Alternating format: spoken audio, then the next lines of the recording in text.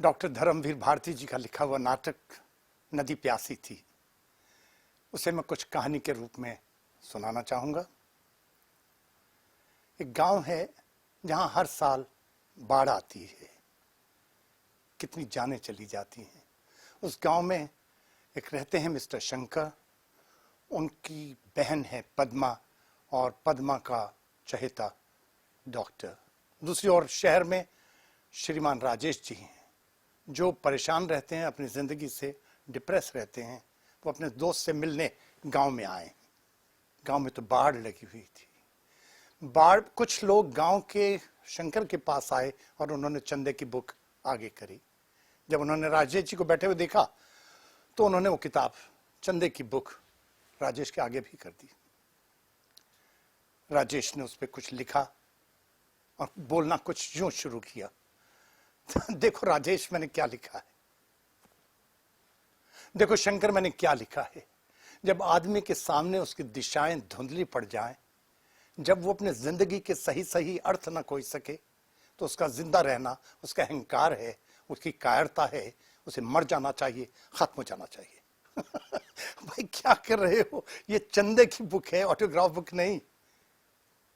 हाँ, चंदा, पर कैसा चंदा? भाई बाढ़ में डूबे हुए लोगों को बचाने के लिए। पर क्यों बचाना चाहते हो उन्हें? अरे हम ढोर डंगरों को बह जाने देते हैं, घास फूस के छपरों को बह जाने देते हैं, और इन आदमियों को बचाने के लिए चंदा करते हैं। क्यों? क्या ये आदमी किसी मायने में ढोर डंगर या घोर घास फूस के छपरों से बेहतर होते हैं? कभी नहीं शंकर। ये लोग कीड़ों से भी बदतर है। इनका जिंदा रहना दुनिया के लिए अभिशाप है, इनके लिए यातना। फिर इन्हें क्यों ना मरना दिया जाए? मुझे तो अफसोस है कि मनु के जमाने का जल प्रलय क्यों नहीं आता, इस धरती का नामो निशान क्यों नहीं खत्म हो जाता। This is British. तो क्या दया कम ब्रिटिश होती है? दया तो हमारे व्यवहार का महज वो अंश है जिसे हम दुनिया को दिखाते हैं।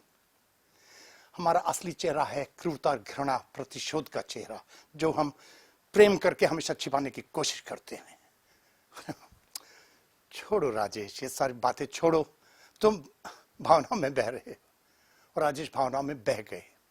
साथ साथ बह गई डॉक्टर की बहन पद्मा। वो डॉक्टर को भी भूल के प्यार में मग्न हो गई राजेश की। थोड़े दिनों बाद राजेश घर से गायब थे। उन्हें ढूंढते हुए लोग पहुंचे नदी किनारे। वहां पर राजेश बैठे हुए थे।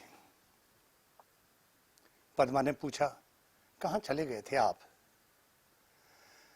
पद्मा, मैं घर से चला था नदी में डूब के आत्महत्या करने के लिए, पर जब मैं वहां पहुंचा, यहां पहुंचा, तो मैंने देखा पीपल और पाकड़ के पेड़ डूब चुके थे।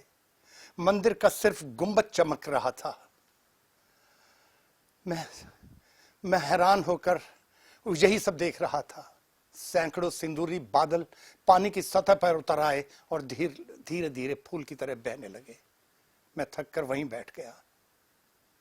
थोड़ी देर में मैंने देखा कि वहां लोग सियार किसी को घसीट कर ला रहे थे। मैं समीप गया, मैंने देखा वो 10-12 साल का लड़का है, पर उठाकर लाने की हिम्मत नहीं थी। मैं वहीं बैठकर सियारों से उसकी रखवाली करने लगा। मुझे ऐसा लगा ये लड़का वो चिरंतन जीवन है, वो सौंदर्य है जिसकी रक्षा मैं युगों से करता आ रहा हूं, युगों तक करता रहूंगा। जिंदगी नील कमल के समान मेरे सामने खुल गई।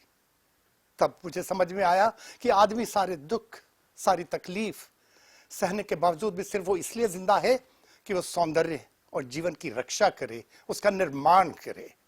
मैंने जिंदगी का नया सबक सीखा है पद्मा, ये संदेश है कि मैं डरूंगा नहीं, हारूंगा नहीं, सारी दुनिया में जाऊंगा। Thank you.